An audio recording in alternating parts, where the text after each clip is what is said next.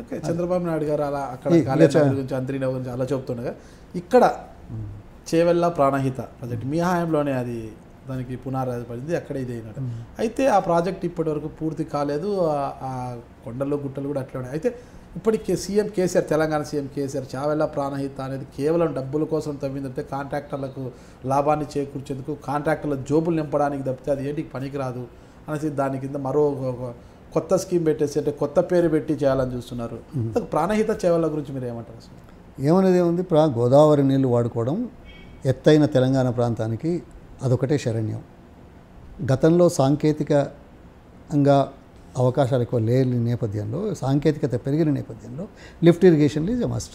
There is no other way we can get the water. Lifting is only alternative. ఆ lift మనం ప్రాణహిత చేవెళ్ళకి ద్వారా అంటే ఆ ప్రాజెక్ట్ అని పెట్టి తెలంగాణ ఎత్తు ప్రాంతాలన్నిటికీ తర్వాత హైదరాబాద్ నగరానికి మంచినీళ్ళు తీసుకురావడానికి రూపకల్పన చేసిన ప్రాజెక్టు. 38,500 కోట్ల రూపాయల ప్రాజెక్ట్ అంటే ఇదే మహానుభావుడు, ఇదే కేసీఆర్ గారు ఊళ్ళో తన స్వంత చెరువును రిపేర్ చేయించుకోలేక బాగు చేయలేనటువంటి 30 సంవత్సరాల ప్రజాజీవిత అనుభవం ఉన్న పెద్ద మనిషి రాత్రికి రాత్రి, అంతకుముందేమో ఇది 38,000 కోట్లు, ఇది డబ్బుల కోసం చేస్తున్నారు, ఇది పనికిరాదు, ఇది అవసరం లేదు, అత్యంత ఖర్చుతో కూడుకున్నది అని చెప్పిన పెద్ద మనిషి రాత్రికి రాత్రి 38,000ది 85,000కు పెంచి తర్వాత రంగారెడ్డి జిల్లాకు నీళ్లు రాకుండా చేసి, రంగారెడ్డి జిల్లాకు శాశ్వత ప్రాతిపదికన మిగులు జలాల మీద ఉన్న నీళ్లను కాదని కృష్ణా నుంచి వరద నీళ్లను 4 ఏళ్లలో 2 సార్లు ఒక్కసారో వచ్చేటువంటి ప్రాజెక్టుకు రూపకల్పన చేసిన మహానుభావుడు ఆయన. ఆయనకి ఎవరితో మాట్లాడావయ్యా? ఏ సాంకేతిక నిపుణులతో మాట్లాడావు? ఎవరితో చర్చించినావు? పారదర్శకత ఎక్కడి? చర్చలు ఎక్కడిది?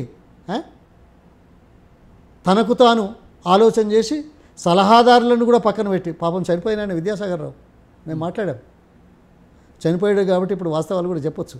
అంటే ఆయన చనిపోయాడని చెప్పడం కాదు, ఆయన చెప్పింది చెప్తా ఉన్నాను.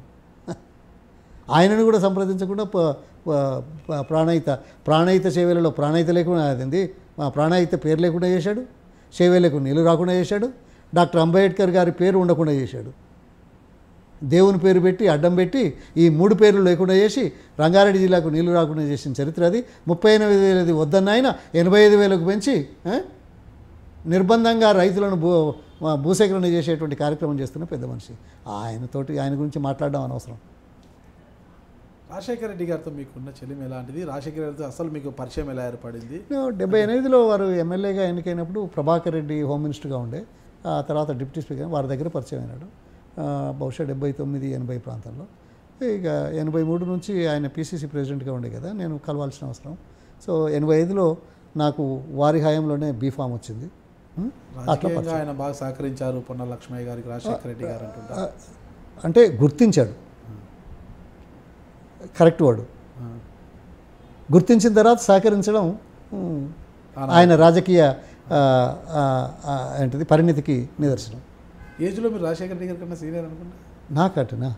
For more news and interviews subscribe to iDream news.